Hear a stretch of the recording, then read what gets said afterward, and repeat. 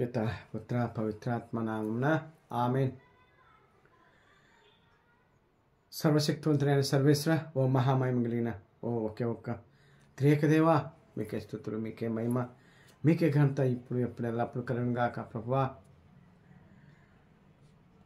పాపులమైన మేము మీ పవిత్రమైనటువంటి వాక్యాల ద్వారా మీ చిత్తాన్ని తెలుసుకుంటూ ఈరోజు ప్రార్థన యొక్క ప్రాధాన్యతను తెలుసుకుని పోయే ముందుగా ప్రభువా,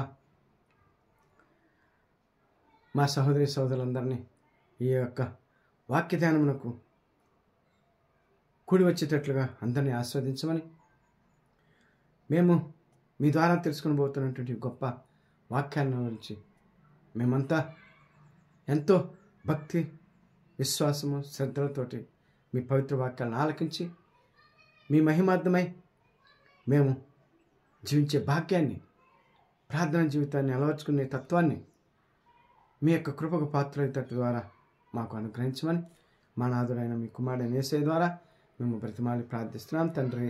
ఆమేన్. పిత పుత్ర పవిత్రాత్మ నామమున ఆమేన్.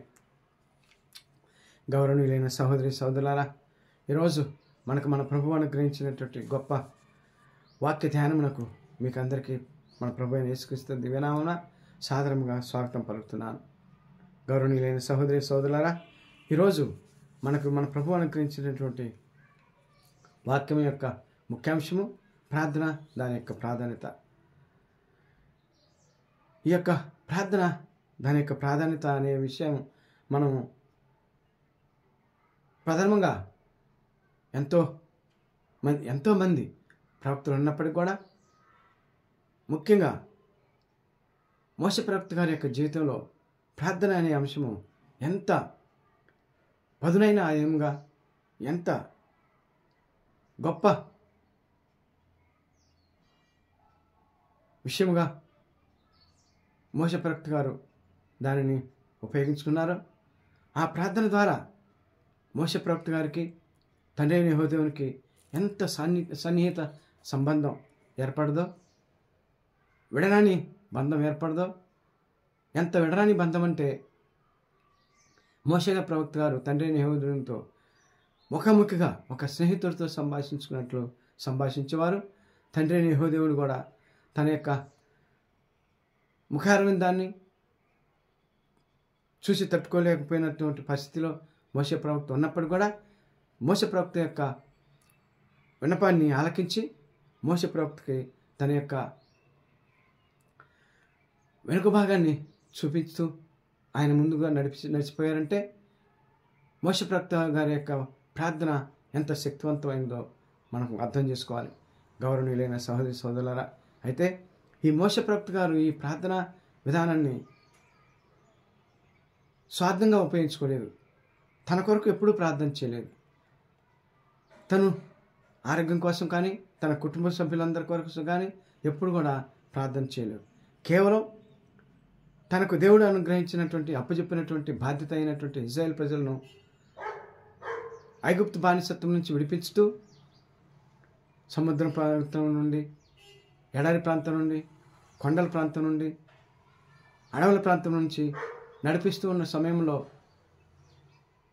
మోషే ప్రవక్త ప్రార్థించిన ప్రతి విషయము ఇశ్రాయేల్ ప్రజల యొక్క బాగోగుల కొరకు, ఇశ్రాయేల్ ప్రజల యొక్క క్షేమం కొరకు, ఇశ్రాయేల్ ప్రజల యొక్క పాప మన్నింపు కొరకు, ఇశ్రాయేల్ ప్రజల యొక్క రక్షణ కొరకు, ఇశ్రాయేల్ ప్రజల యొక్క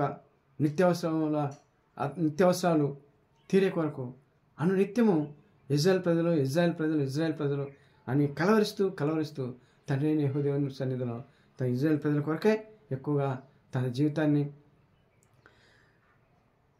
జీవించడమే కాకుండా తండ్రి అయిన యెహోవాని కూడా వారి యొక్క చిత్తాన్ని ఇశ్రాయేల్ ప్రజల ఎడల నిర్వర్తించే విధంగా, నెరవేర్చుకునే విధంగా కూడా మోషే ప్రవక్త తండ్రి అయిన యెహోవాని విన్నవించుకునేవారు, ప్రార్థన చేసుకునేవారు. అంత ప్రాధాన్యతగా ప్రార్థన అనే విధానం మోషే ప్రవక్త గారికి ఉపయోగపడదంటే ఆశ్చర్యం అవుతుంది. గౌరవనీయులైన సహోదరి సోదరులారా, ఎవరికైనా సరే. దానికి ఉదాహరణగా మనం నిర్గమకాండము 32వ అధ్యాయము 11వ వచనం నుంచి 14వ వచనం వరకు చదువుకుంటే ఆ యొక్క వచనంలో మోషే ప్రవక్త యొక్క ఇప్పుడు మనం చెప్పుకున్నట్టుగా ప్రతి విషయం దీని ద్వారా మనం అర్థమవుతుంది. ఈ యొక్క వచనాల ద్వారా మోషే ప్రవక్త గారు ఇజ్రాయెల్ ప్రజలను కంటికి రెప్పలా కాసుకోవటమే కాకుండా ఒక నిజమైనటువంటి బాధ్యతాయుతమైనటువంటి దేవుని యొక్క సేవకుడుగా, ప్రజల యొక్క కాపరిగా, ఇజ్రాయెల్ ప్రజల యొక్క ఆధ్యాత్మిక, ఆర్థిక, ఆరోగ్య జీవితాలకు భరోసా ఇచ్చే ఒక మంచి నాయకుడిగా అటు ఇజ్రాయెల్ ప్రజల దృష్టిలోనూ, ముందుగా తండ్రి అయిన యెహోవా యొక్క దృష్టిలోనూ పరిగణించబడ్డాడంటే అది సామాన్యమైన విషయం కాదు. గౌరవనీయులైన సహోదరి సహోదరులారా, ఈ విషయం ఏంటో మనం ఈ యొక్క వాక్యాలు చదివి తెలుసుకుందాం. కానీ మోషే తన ప్రభు అయిన దేవుని మొరపెట్టి, ప్రభువు, నీ కోపాగ్ని ఈ ప్రజల మీద రగులుకొనలేలా? నీవు మహాశక్తి వలన, బాహుబలము వలన ఈ ప్రజలను ఐగుప్తు నుండి తరలించుకొని రాలేదా? యావే ఇజ్రాయేలీయులను ఐగుప్తు నుండి తరలించుకొని వచ్చినది మోసముతో వారిని కొండల్లో మట్టుపెట్టి అడపొడ కానరాకుండా చేటుకే కదా అని ఐగుప్తీయులు ఆడిపోసుకోరా? కనుక నీ కోపాగ్నిని అరికట్టుము, ఈ ప్రజలను నాశనం చేయవలదు, నన్ను తలంపును వీడుము అని విన్నవించారు. గౌరవనీయులైన సహోదరి సహోదరులారా, ఈ 3 వచనాలు మనం అర్థం చేసుకోవాలనుకుంటే, మనం విన్న దాని ప్రకారం దీన్ని అర్థం చేసుకుంటే మోషే ప్రవక్త యొక్క ప్రార్థన ఎంత గొప్పగా ఉన్నదో మనం అర్థం చేసుకోవచ్చు. ఈ సందర్భం ఏంటంటే, తండ్రి అయిన యెహోవా దేవుడు ఇశ్రాయేలు ప్రజల యొక్క జీవితాలను ఒక క్రమబద్ధీకరించడానికి, వారిని ఒక మంచి క్రమశిక్షణయుతమైనటువంటి ఆధ్యాత్మికమైనటువంటి జీవించడానికి తోడ్పడటానికి, వారిని అనునిత్యము నడిపించుటకు తండ్రి అయిన యెహోవా దేవుడే స్వయాన 10 ఆజ్ఞలను ఇవ్వటానికి మోషే ప్రవక్త ద్వారా ఒప్పుకొని, మోషే ప్రవక్తను తన యొక్క సన్నిధానమైనటువంటి కొండపైకి రమ్మనగా మోషే ప్రవక్త వెళ్ళారు. అయితే ఆ వెళ్ళిన ఆ 40 రోజుల సమయంలో కిందనున్నటువంటి ఇశ్రాయేల్ ప్రజలు మోషే ప్రవక్త ఏమయ్యారో అర్థం కాలేదు. మోషే ప్రవక్త చనిపోయి ఉంటారని కూడా వాళ్ళు ఆలోచన విధానానికి వచ్చారు. చివరికి వాళ్ళు ఆలోచించి కొంతమంది అహరోను ప్రవక్త వద్దకు వెళ్ళి, మోషే ప్రవక్త కొండపైకి వెళ్ళి దిగి రాలేదు, మాకు దేవుణ్ణి ఆరాధించుకోవడానికి ఒక విగ్రహాన్ని చేసి పెట్టుమని అహరోను ప్రవక్తను బలవంతం చేసి బంగారు దూడను చేయించుకొని విగ్రహారాధన అను పాపానికి ఒడిగట్టారు. ఇది తెలుసుకున్నటువంటి తండ్రి అయిన యెహోవా దేవుడు కోపోద్రేకుడై ఇశ్రాయేల్ ప్రజలను మనం చదువుకున్నట్టుగా అడపడ లేకుండా వారిని సర్వనాశనం చేయాలని భావించారు. అది తెలుసుకున్నటువంటి మోషే ప్రవక్త తండ్రి అయిన యెహోవా దేవుడిని తన యొక్క ప్రార్థన ద్వారా శాంతిపరుస్తున్నారు. తండ్రి అయిన యెహోవా దేవుడు ఇశ్రాయేల్ ప్రజల నుంచి అంటున్నారు, నువ్వు ఐగుప్తు దేశం నుంచి నడిపించుకొచ్చినటువంటి ఇశ్రాయేలీయులు కృతజ్ఞతాహీనులైపోయారు. అన్యులతో కలిసి నా యొక్క నామాన్ని స్మరించడానికి బదులుగా విగ్రహాన్ని చేసుకొని మతభ్రష్టులైపోయారు. కాబట్టి నీవు కిందకు వెళ్ళి వారిని నువ్వు నడిపించుకొచ్చినటువంటి ఆ ఇశ్రాయేల్ ప్రజలను చూడుము, నీ కళ్ళ ముందే వారిని సర్వనాశనం చేస్తాను, అడపడ లేకుండా చేస్తాను. వారికి బదులుగా నీ యొక్క సంతానాన్ని అబ్రహాంకు మాట ఇచ్చిన విధంగా, ఏ విధంగా అయితే అబ్రహాం సంతానాన్ని ఈ భూమిపై ఇసురేణులాగా విస్తరింపచేస్తానని మాట ఇచ్చానో, ఆ మాటను నీ సంతానం ద్వారా నేను నిలబెట్టుకుంటాను. కాబట్టి అబ్రహాం సంతానమైనటువంటి ఇశ్రాయేల్ ప్రజలను అడపడలేకుండా సర్వనాశనం చేస్తానని కోపోద్రేకుడై చెప్పగా, మోషే ప్రవక్త ఎంతో వినయంతో, ఎంతో భక్తితోటి తండ్రి అయిన యెహోవా దేవుని శాంతింపపరుస్తున్నారు. ఎందువలన ఎలాగంటే తెలుసా, తండ్రి అయిన యెహోవా దేవుని యొక్క మహిమను తండ్రి అయిన యెహోవా దేవునికే గుర్తు చేస్తున్నారు. ఏమని? తండ్రి, మీరు ఆలోచనకి వెళ్ళొద్దు, ఎందువల్లంటే మీరు ఎంతో శక్తివంతులని, ఎంతో ప్రేమ గలవారని ఇశ్రాయేల్ ప్రజలను ఐగుప్తు బానిసత్వం నుంచి విడిపించుకొచ్చి ఇన్ని సంవత్సరాల నుంచి ఈ విధంగా వీరిని ఎన్నో విధాలుగా ఆదుకుంటూ, ఆదరిస్తూ, ప్రేమిస్తూ, అనుగ్రహిస్తూ వీరిని నడిపించుకొచ్చి ఇవి వచ్చేవరకు ఈ ఎడారి ప్రాంతంలో వీరిని చంపడానికి మీరు తీసుకొచ్చారు, కాబట్టి మీరు మోసపూరితమైనటువంటి దేవుడని ఇజ్రాయెల్ ప్రజలను మరణించిన తర్వాత అన్యులు మిమ్మల్ని గురించి తప్పుగా అర్థం చేసుకుంటారు. మీరు ఇప్పటివరకు చేసినటువంటి మహిమాన్వితమైనటువంటి కార్యాలన్నీ వృధా అయిపోతాయి. మీరు ఇజ్రాయెల్ ప్రజల ఎలా చూపించినటువంటి ప్రేమ అంతా బుగ్గిపాలైపోతుంది. కాబట్టి దయచేసి వీరిని నాశనం చేయాలని ఆలోచన మీరు మానుకోండి అని ఎంతో వినయంతో తండ్రి అయిన యెహోవాదేవుని ఇజ్రాయెల్ ప్రజల తరపున విన్నవించాడు. గౌరవనీయులైన సహోదరి సోదరులారా, ఇది ఇజ్రాయెల్ ప్రజల మీద మోషేకు ఉన్నటువంటి బాధ్యత, ప్రేమ, భక్తియుతమైనటువంటి విధానం. ఈ యొక్క 3 విధానాల ద్వారా ఇజ్రాయెల్ ప్రజలను తండ్రి అయిన యెహోవాదేవుని యొక్క చిత్తానుసారంగా నడిపించుకుంటూ వస్తున్నారని మనం అర్థం చేసుకోవాలి. గౌరవనీయులైన సహోదరి సోదరులారా, అయితే ఈ యొక్క ప్రార్థనా విధానంలో మనం అర్థం చేసుకోవాల్సిందంటే ఏమిటంటే, ఈ ప్రార్థనా విధానం ద్వారా ఇజ్రాయెల్ ప్రజలకు మరియు సమస్త మానవాళైన మనకు కూడా మోషే ప్రవక్త ద్వారా ప్రార్థన ద్వారా మనం తెలుసుకోవాల్సిన విషయం ఏంటంటే, నిస్వార్థంతో కూడుకున్నటువంటి ప్రార్థన, తండ్రి అయిన యెహోవాదేవుని కూడా శాంతిపరిచేటటువంటి ప్రార్థన, తన బిడ్డలకే ఇజ్రాయెల్ ప్రజలాగా అభివృద్ధి పరచాలని ఆశ చూపించినా కూడా ఆశకి లొంగనటువంటి ప్రార్థన, తనకు అనుగ్రహించినటువంటి ఆ ఇజ్రాయెల్ క్షేమంగా ఉండాలని ఎంత కఠినమైనటువంటి దేవుని యొక్క నిర్ణయమైనప్పుడు కూడా ఆ నిర్ణయం నుంచి దేవుని కూడా తప్పించే అంతటి గొప్ప ప్రార్థన. గౌరవనీయులైన సహోదరి సోదరులారా, ఈ ప్రార్థనే ఇజ్రాయెల్ ప్రజల్ని తండ్రి అయిన యెహోవాదేవుడు క్షమించే విధంగా చేసింది. ఈ యొక్క ప్రార్థనే ఇజ్రాయెల్ ప్రజలను ఇక నీ ఇష్టం వచ్చినట్టు చేసుకో అన్నట్టుగా తండ్రి అయిన యెహోవాదేవుడు మోషే ప్రవక్త యొక్క ప్రార్థన విని ఇజ్రాయెల్ ప్రజలను క్షమించి వారిని ముందుకి నడిపించుకొని వెళ్ళమని చెప్పగా, మోషే ప్రవక్త గారు తండ్రి అయిన యెహోవాదేవుని యొక్క కృప ద్వారా, శక్తి ద్వారా వారిని నడిపించడం ప్రారంభించారు. గౌరవనీయులైన సహోదరి సోదరులారా, ఇది మనం అర్థం చేసుకోవాల్సినటువంటి ప్రార్థన యొక్క శక్తి, ప్రార్థన యొక్క బలం. ఈ ప్రార్థన ద్వారా మనిషి ఎంత గొప్పగా దేవునికి దగ్గర అవుతాడో మనం ఈ యొక్క మోషే ప్రవక్త గారి ద్వారా మనం అర్థం చేసుకోవచ్చు.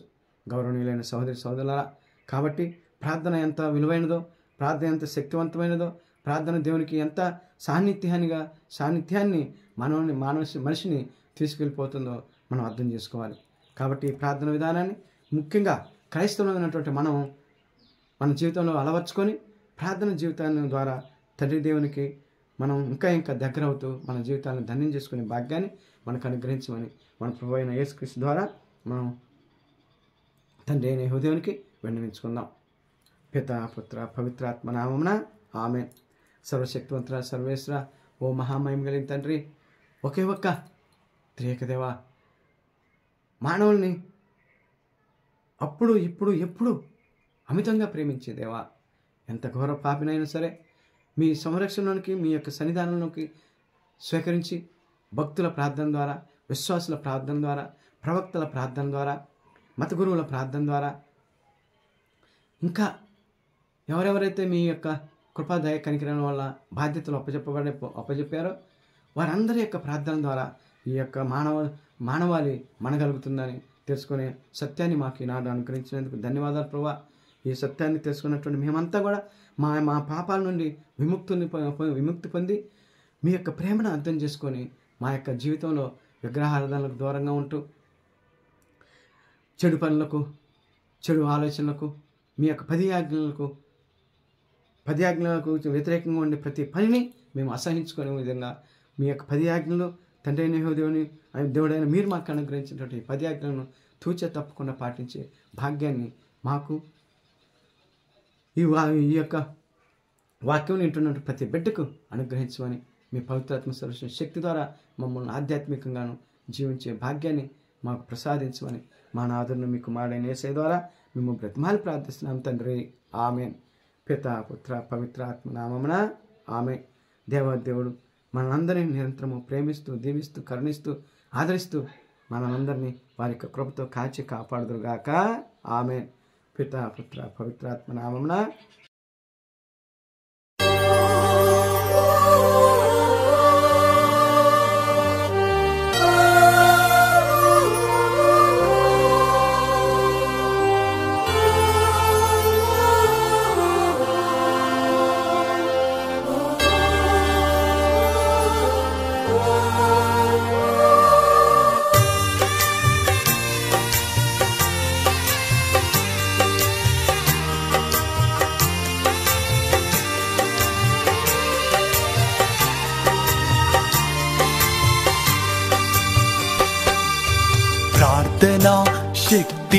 నాకు కావాలయ్యా, నీ పరలోక అభిషేకం కావాలయ్యా.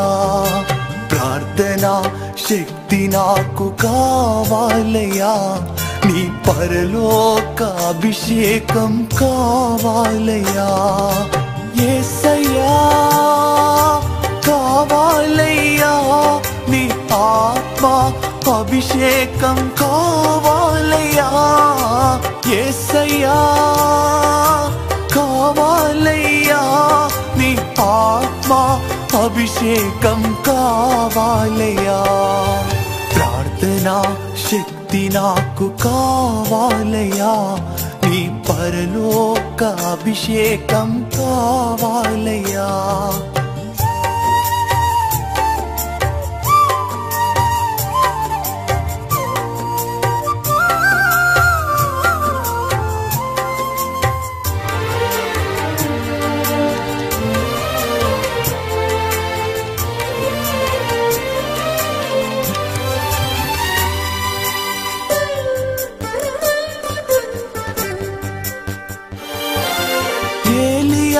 ప్రార్థింపగ పొందిన శక్తి నేను ప్రార్థింపగ దయచేయుమా.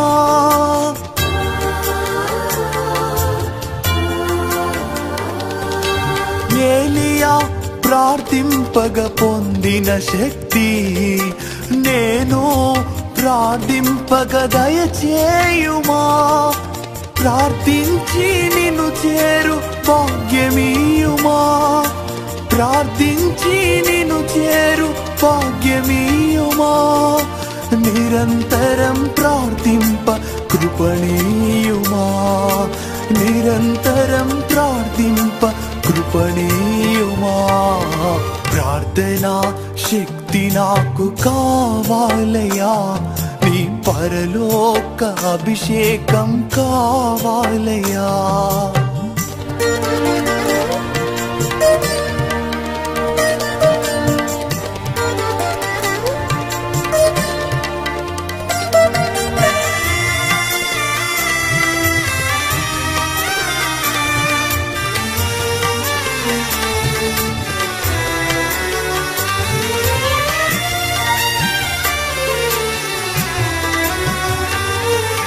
సింహాల గుహలోని దానియేలు శక్తి ఈ లోకంలో నాకు కావాలయ్యా.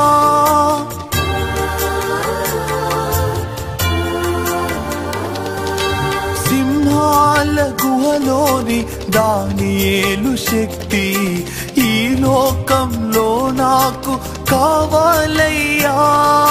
నీతో నడిచే వరమీయుమా, నీతో నడిచే వరమీయుమా.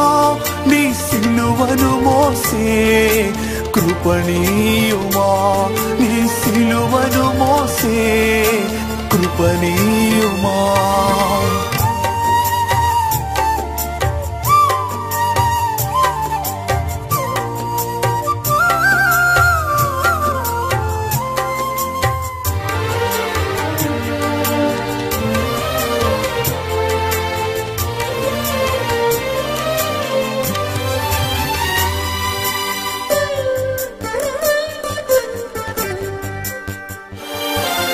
పేతురు ప్రార్థింపగ నీ ఆత్మను దింపితివి, నే పాడు చోటెల్ల దిగిరా దేవా.